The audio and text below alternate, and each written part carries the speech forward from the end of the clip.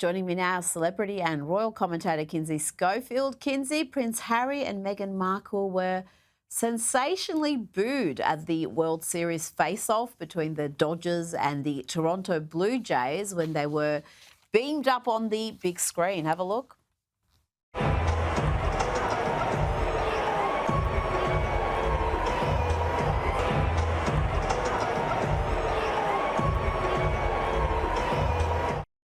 Oh, I can see these two dining out on this for years to come.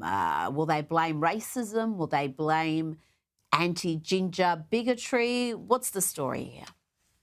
Oh my goodness, the look on Prince Harry's face when it registers that they're being booed, you could tell that really affects him. This is interesting because recently an LA-based crowdsourcing site called Ranker named Meghan Markle the #1 most disliked celebrity in the United States. They polled 48,000 people. Prince Harry wasn't far behind, ranking 3rd on the list, with only convicted Wow. sex offender Sean Diddy Combs separating the pair. The reaction they received at the World Series seemed to confirm this sentiment. When Meghan and Harry appeared on the Jumbotron while sitting front row in front of all of these athletic greats, like why should they be on the front row? Where is your son Archie, Harry? Why are you always dragging your bride?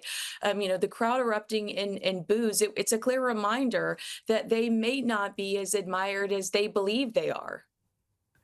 Well, not even in the US. We know what the Brits think about them and what Australians think about them. But even in the US, where you would think in California with celebrity culture, they would have some standing. But no, even the Yanks are sick of them.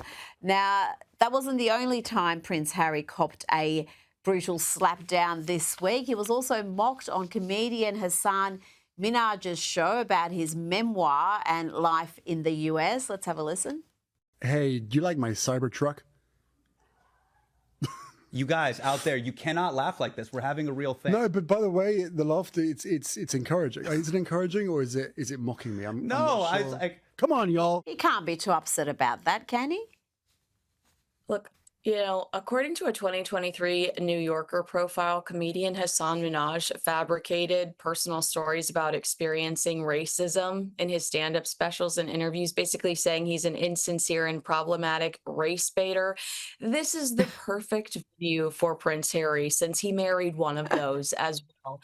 This is a huge PR fail on Harry's team, and he looked silly. The guest made fun of him, and was given this big opportunity. So if I were Harry and Meghan's publicist, I would probably be looking for another job. Well, I wasn't aware of Hassan's form in this area. That is very, very interesting indeed.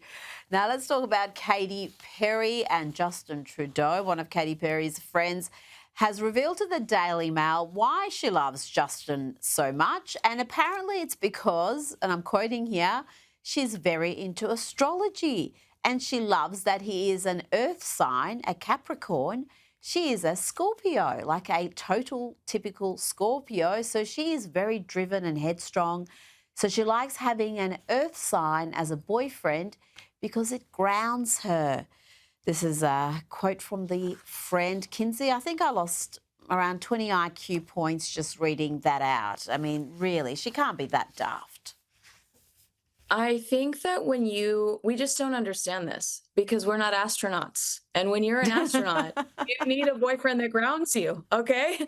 If she's Makes specifically sense. looking for a boyfriend that grounds her, perhaps it's just because life in space is hard and maybe one day we'll get there.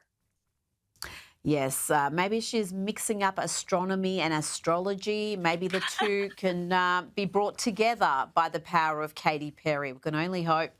Now, this is ugly. Listen to this. Former CNN news host Don Lemon has been labelled a hypocrite after telling the co-host of his new digital show that he thinks Meghan Kelly looks trans and that she's clockable, which they then Google and realise the term means you can easily identify or clock a person as being transgender.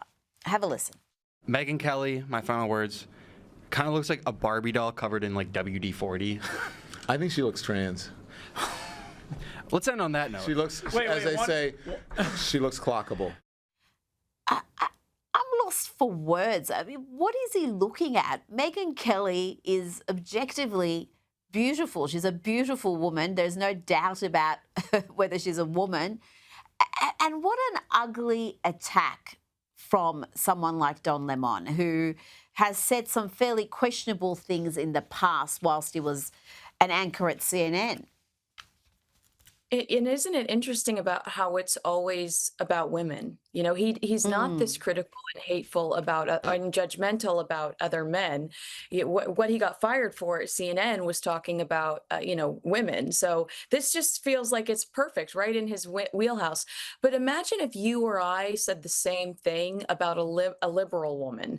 We would be canceled. We would be absolutely destroyed for it. Why does he get a pass?